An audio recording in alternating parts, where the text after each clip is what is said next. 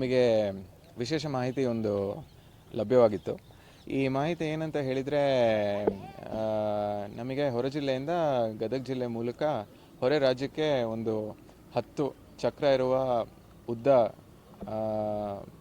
ದೊಡ್ಡ ವಾಹನದಲ್ಲಿ ಬಹಳಷ್ಟು ಪಡಿತರ ಅಕ್ಕಿಯನ್ನು ಯಾರೋ ಕಳ್ಳರು ಸಾಗಾಟ ಮಾಡ್ತಾಯಿದ್ರು ಅಂತ ಹೇಳಿ ನಮಗೆ ಒಂದು ಬಾತ್ಮೀದಾರರ ಮಾಹಿತಿ ಲಭ್ಯವಾಗಿರುತ್ತೆ.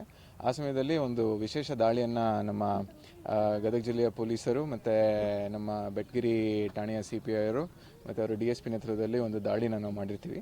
ಈ ದಾಳಿ ಮಾಡಿದ ಸಂದರ್ಭದಲ್ಲಿ ನಮಗೆ ಈ ಟ್ರಕ್ ಸಿಕ್ಕಿರುತ್ತೆ. ಸಿಕ್ಕಿದ ಸಮಯದಲ್ಲಿ ನಾವು ಏನು ನೋಡ್ತೀವಿ ಅಂತ ಹೇಳಿದರೆ, ಈ ಟ್ರಕ್ಕಲ್ಲಿ ಪೂರ್ಣ ಪ್ರಮಾಣದಲ್ಲಿ ಭಾಳಷ್ಟು ಅಕ್ಕಿ ಚೀಲಗಳು ತುಂಬಲಾಗಿರುತ್ತೆ. ಇದು ಬೇರೆ ಬೇರೆ ಚೀಲಗಳು, ಬೇರೆ ಬೇರೆ ಬ್ರ್ಯಾಂಡ್ಸ್ ಮತ್ತು ಬೇರೆ ಬೇರೆ ಸಂಶಯ ಯಾವ ರೀತಿ ಬರ್ಬೋದು ಆ ರೀತಿಯಲ್ಲಿ ತುಂಬಿರೋದು ನಮಗೆ ಕಂಡು ಬಂದಿರುತ್ತೆ.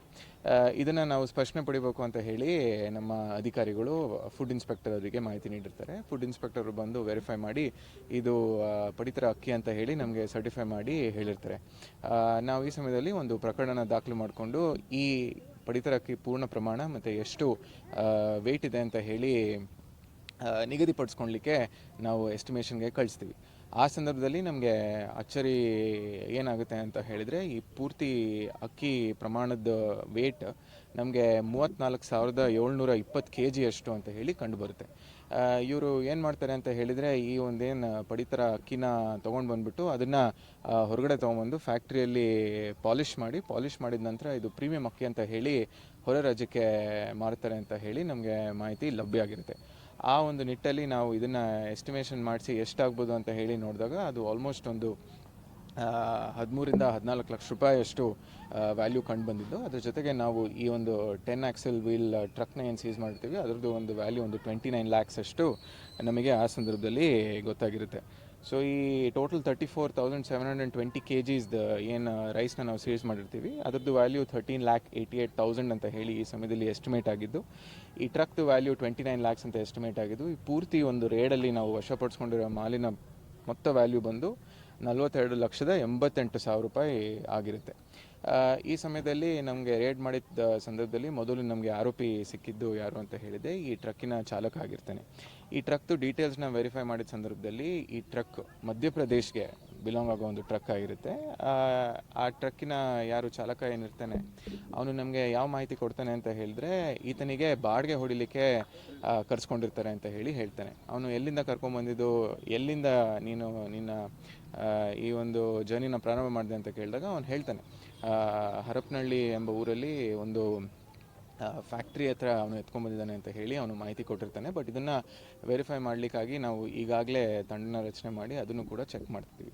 ಮತ್ತು ನೀನು ಎಲ್ಲಿಗೆ ತೊಗೊಂಡೋಗ್ತಿದ್ಯಾ ಅಂತ ಹೇಳಿ ಕೇಳಿದಾಗ ಅವನು ಇದನ್ನು ಗುಜರಾತಿಗೆ ತೊಗೊಂಡೋಗ್ತಾ ಇದ್ದಾನೆ ಅಂತ ಹೇಳಿ ಅವನು ನಮಗೆ ವಿಚಾರನ ತಿಳಿಸ್ತಾನೆ. ಈಗ ಅವನದು ಸ್ಟೇಟ್ಮೆಂಟ್ ನಾವು ಈಗಾಗಲೇ ದಾಖಲೆ ಮಾಡ್ಕೊಂಡಿದ್ದೀವಿ. ಮತ್ತು ಇದ್ರದ್ದು ಪೂರ್ತಿ ಹಿಂದೆ ಯಾರಿದ್ದಾರೆ, ಮತ್ತು ಈ ಜಾಲಲ್ಲಿ ಯಾರಿದ್ದಾರೆ, ಮತ್ತು ಇದ್ರದ್ದು ಯಾರು ತುಂಬಿಸಿದ್ರು, ಯಾರು ಕರೆಸಿದ್ರು, ಮತ್ತು ಎಲ್ಲಿಗೆ ತೊಗೊಂಡೋಗ್ತಿದ್ದಾರೆ, ಅದನ್ನು ಯಾರು ಪರ್ಚೇಸ್ ಮಾಡ್ತಾರೆ, ಮತ್ತು ಅದನ್ನು ಮತ್ತೆ ಏನು ಮಾಡ್ತಾರೆ, ಮತ್ತು ಎಲ್ಲನ ಬೇರೆ ಕಡೆ ಹೋಗುತ್ತಾ ಅಂತ ಹೇಳಿ ಎಲ್ಲ ಮಾಹಿತಿನ ತಿಳ್ಕೊಳ್ಲಿಕ್ಕೆ ನಾವು ಪೂರ್ತಿ ಇನ್ವೆಸ್ಟಿಗೇಷನ್ನ ಈ ಸಮಯದಲ್ಲಿ ಒಳಗೊಳ್ತಾ ಇದ್ದೀವಿ.